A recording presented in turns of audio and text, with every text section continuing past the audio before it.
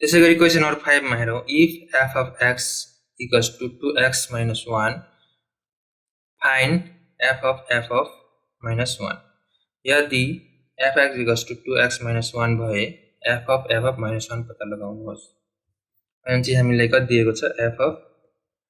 x equals to 2x minus 1 दिएको छ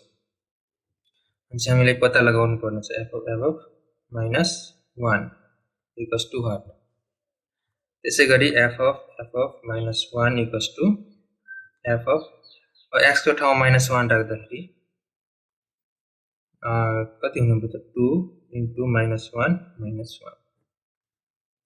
त्यसै गरी f of 2 into minus 1 भनेपछि minus 2 minus 1 अनि चाहिँ f of minus 3 हो अब minus 3 राख्दाखेरि x को ठाउँमा minus 3 राख्दाखेरि 2 into minus 3 minus 1 भनेपछि 3 to the 6 minus 6 minus 1 भनेपछि minus 7 त्यसै गरी f of minus 1 equals to minus 7 answer